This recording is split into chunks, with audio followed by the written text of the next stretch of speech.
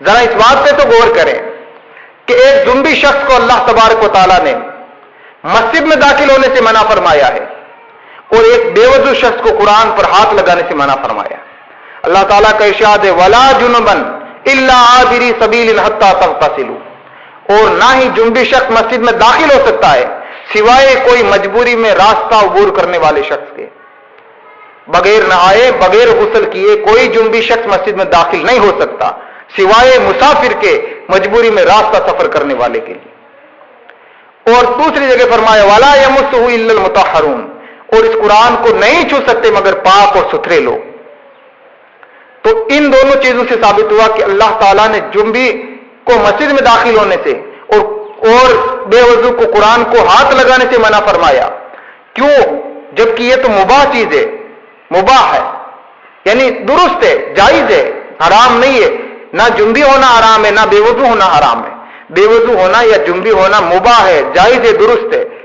لیکن ایک مباح امر کی وجہ سے اللہ تعالیٰ نے ایک انسان کو مسجد میں داخل ہونے سے منع کر دیا، ایک کو قرآن کو ہاتھ لگانے سے منع کر دیا.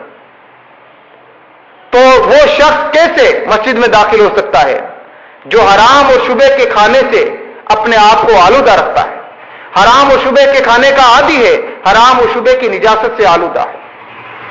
اور اس شخص کو اللہ عز و جل کے ذکر کی توفیق کیسے مل سکتی ہے، اللہ تعالیٰ کی خدمت گزاری کا دعویٰ وہ کیسے کر سکتا ہے، اور وہ اللہ کے ذکر اور یاد سے لطف اندوز کیسے ہو سکتا ہے، اور توفیق خداوندی اسے کیسے نصیب ہو سکتی ہے.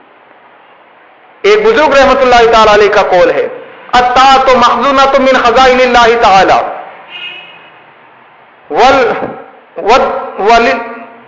ومفتاحها الدعاء.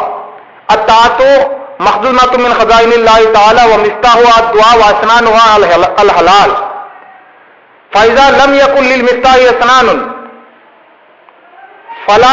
فلا ينفتح الباب واذا لم ينفتح باب الخزانۃ فلا يصل الى فيما من الطاعات.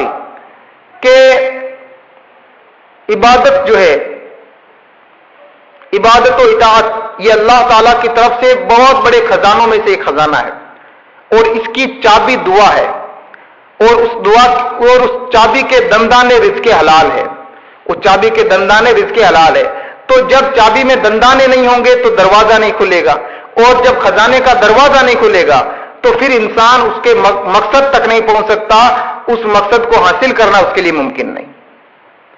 تو عبادت اور اطاعت جو ایک خزانہ ہے، اس کی چابی دعا ہے، اس چابی اور اس دعا کی چابی کے دندانے رزق حلال ہے.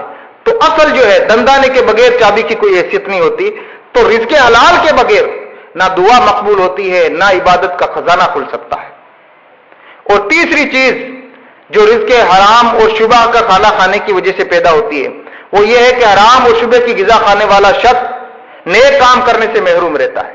ایسا شخص اگر اتفاقاً کوئی کار خیر کر لے، کوئی نیک کام کر لے، تو وہ اللہ کے دربار میں مقبول اور منظور نہیں ہوتا، بلکہ وہ رد کر دیا جاتا ہے، وہ ٹھکرا دیا جاتا ہے، وہ رد کر دیا جاتا ہے. کہ ایسا شخص نیک کام کی انجام دہی میں جو کچھ وقت صرف کرتا ہے، جو کچھ قوت صرف کرتا ہے، نیک کام کو انجام دینے میں جس قدر محنت قوت صرف کرتا ہے، نیک کام کو پورا کرنے میں جتنی توجہ رکھتا ہے، ان سب سے بے فائدہ مشقت کے سوا کچھ حاصل نہیں ہوتا، فضول رنج و محنت کے سوا کچھ حاصل نہیں ہوتا، وقت عزیز ضائع ہونے کے سوا کچھ حاصل نہیں ہوتا.